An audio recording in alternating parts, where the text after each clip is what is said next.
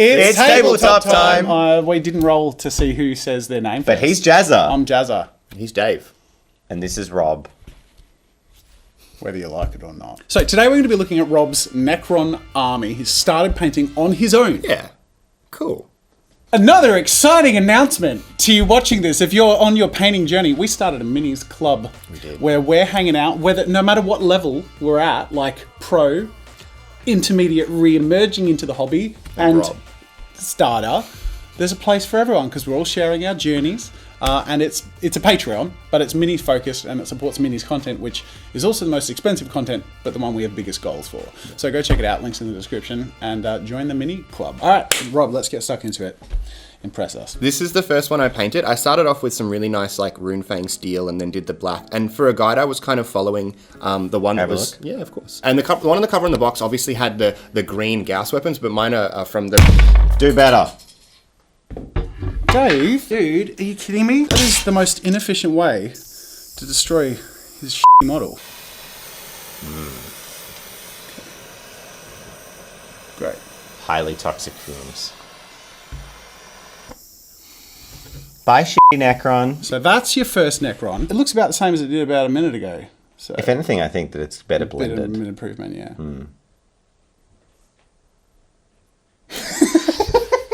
This was the skit we were all in on. Stay tuned to the end of the video for the bloopers and the fact that we all conversed about how to pull this off. That was the hardest thing I think I've ever done. It's okay. He painted several more, which we're also going to tear apart Necrodermis verbally. reforms, it's cool. I think this is a brilliant start. Speaking from the heart here, foster an army of these, a whole army of these, really solid. I think there are going to be a few small things that you can do to improve the ones you've already painted, and then also just sort of some steps you might take to moving forward, like from the start. To channel Duncan Rhodes, 2 thin coats. I think the armor, the base coat of the armor, I can see a lot of the black coming through. That would be my biggest thing, to give a really bold, strong color. Hey, I have an idea. I have a crazy idea.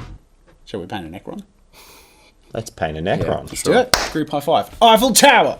That's not what you think it is. It's a sex thing. I don't like being in the middle.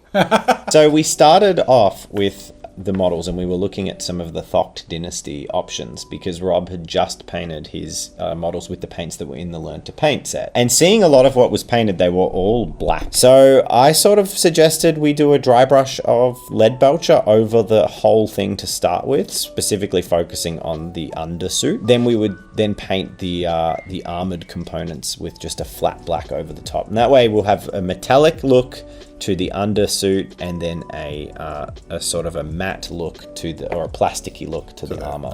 We finished up the armor pieces by doing some edge work on the armor pieces with the lead belcher, I believe, and then highlighting that even more with a grey. Had you done edge highlighting before? I had not done edge highlighting before. It requires some very precise movements with your brush, but a lot of the time, if the angle is good, you can just use the edge of the brush, which made it a lot easier because you could just kind of run it along the edge and it would work really well. But specifically on like the knee joints specifically and the bottom of the armor, sometimes you'd need to get in there with the tip and actually paint your line.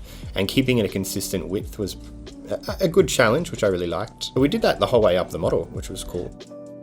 Dave thought of a really good idea to differentiate the squads of my warriors. You might have a squad whose pauldron on the left is white, or otherwise on the right, to differentiate them. Or both. Or both, yeah, depending on, maybe rank. That's kind of the foundation for most of the colors on these models. But the really important thing that was going to make the Thoct Dynasty color scheme work is the source lighting. And so before we leapt into the color, I actually laid down a little bit of a base that would come in useful when we did our glazing later, which was just gently dry brush a very barely visible white just around the edges of where I wanted that glow to go. The thinking behind this is that when I see people do object source lighting, they often use airbrush and they put down a white base and then put a color down on top of it so that the white picks up the color that you're trying to use to create that lighting effect. So I was trying to basically emulate that with white dry brushing just very gently, and that would come into its own later when we got to the glazing process. Basically what I showed Rob is my favorite way to use the wet palette is to create a gradient gradient of the full spectrum that you could use. So we went from white to a dark blue using 3 blue colors, varying in their intensity and brightness, and made that gradient mixing in just a couple of drops of the Glaze medium.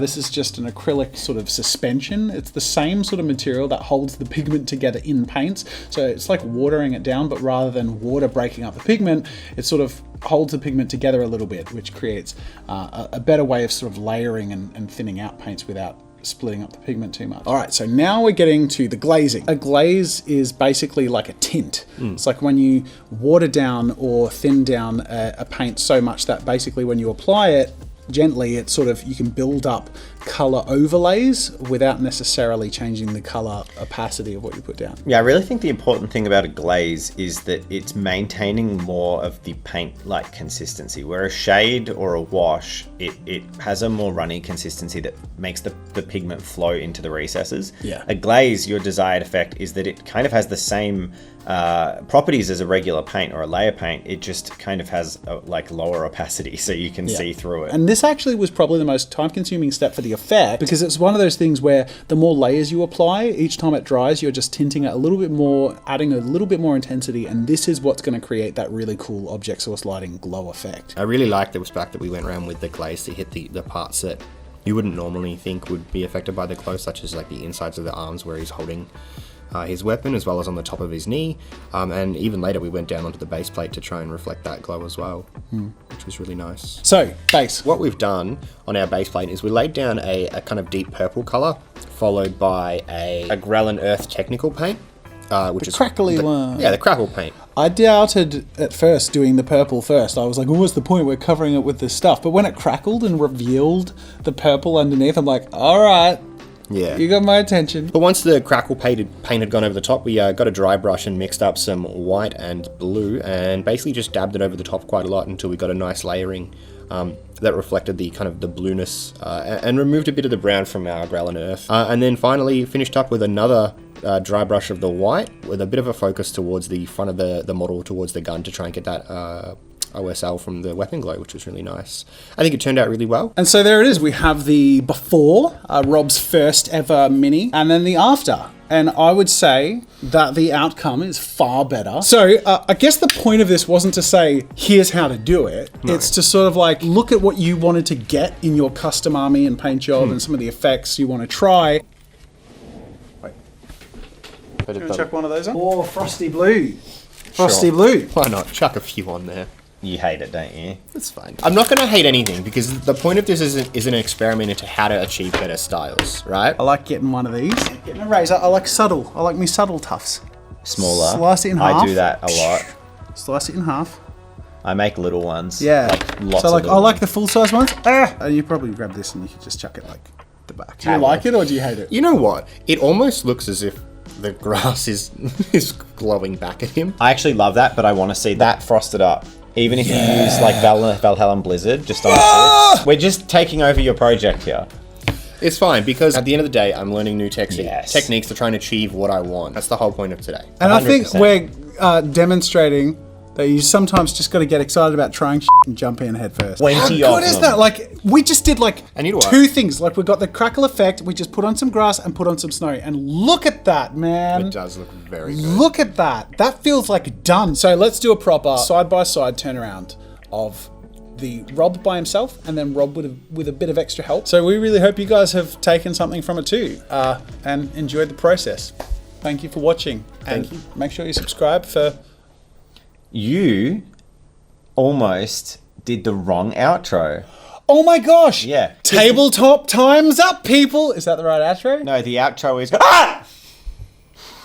No, the outro is that we do an awkward outro every time. You know what happens while we do that? What? While this awkward bit happens, is in the future, in a couple of weeks, there's a little Patreon scroll of the credits of the It'll people in happen the for this Patreon. video.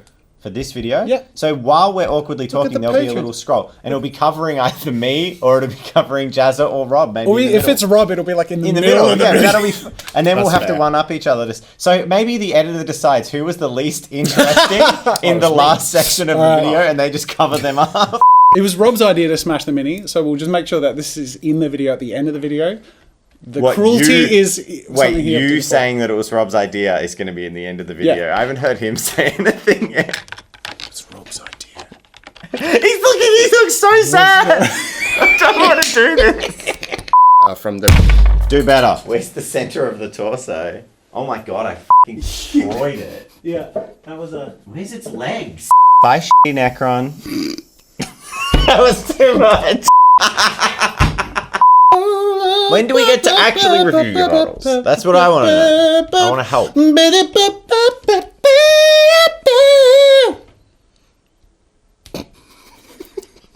Subscribe.